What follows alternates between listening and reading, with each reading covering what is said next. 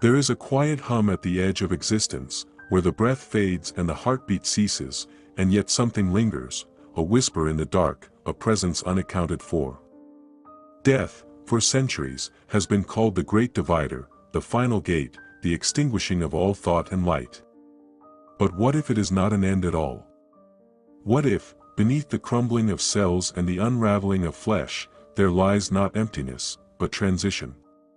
In the cold precision of modern physics, amid the abstract symmetries and the tangled equations, a strange light has begun to flicker, quantum theories of consciousness, ghostly in their elegance, that hint the soul might not be erased but merely displaced. We are made of particles, yes, of protons and electrons, of molecules and neurons.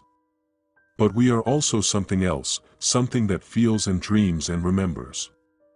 What is consciousness? No scalpel has found it, no microscope has pinned it down. It is not the sum of our neurons firing, not quite the echo of chemistry. It is a phenomenon without a fixed location, a flame that resists reduction.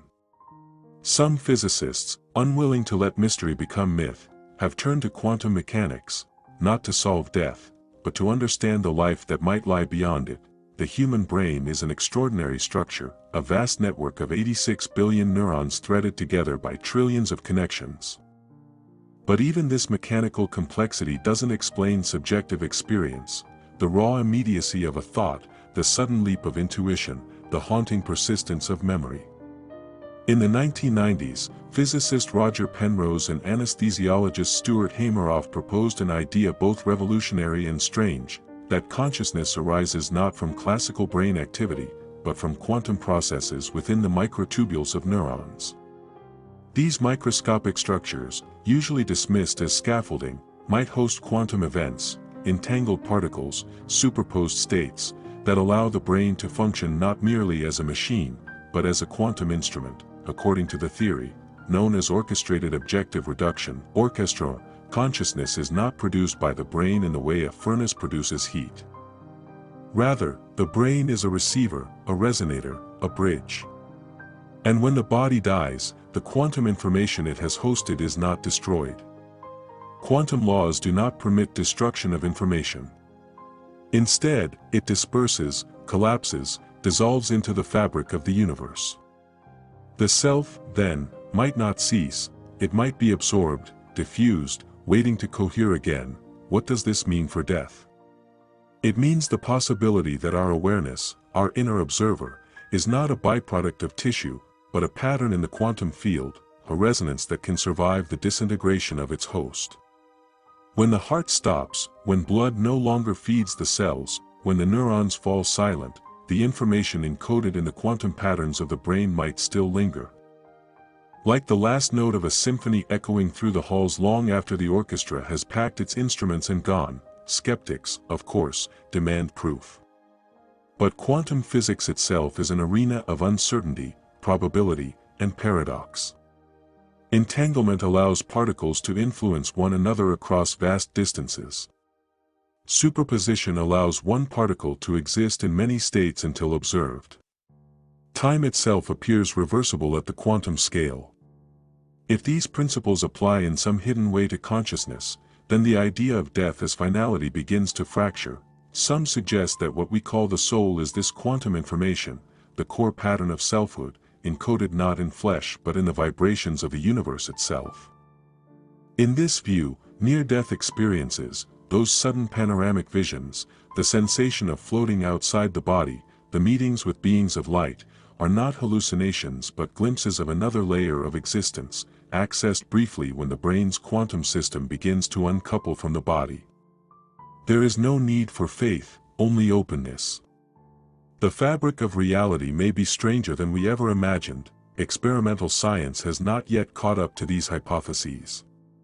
Consciousness remains one of the great frontiers, untouched by even the most advanced AI, unreplicated in its fullness by any algorithm.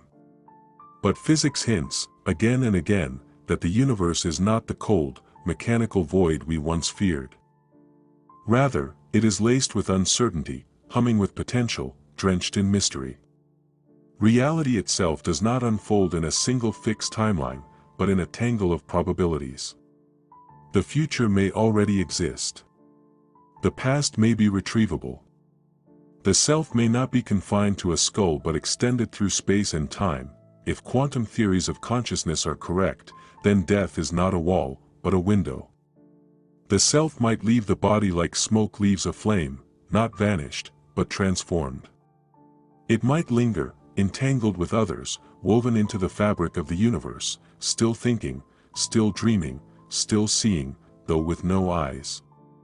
The memories that mattered most, the love that defined a lifetime. The regrets and joys, all might echo in that subtle field. And perhaps, under certain conditions, even return, somewhere in the darkness beyond death, in the silence between thoughts, in the cold glow of collapsing atoms, a question burns quietly: what if consciousness is not created, but revealed? What if the end is not darkness, but light unfiltered by flesh? The old myths of rebirth, of spirits, of a realm beyond, may they be the poetic interpretation of something more scientific, more elusive, and infinitely more profound. There is no final answer. Not yet. Only patterns, glimpses, conjectures. But the whisper persists: death is not the closing of the book, only the turning of the page. The ink of the soul does not fade. It changes frequency. It becomes something else. And somewhere, in the quantum silence, it may still be listening.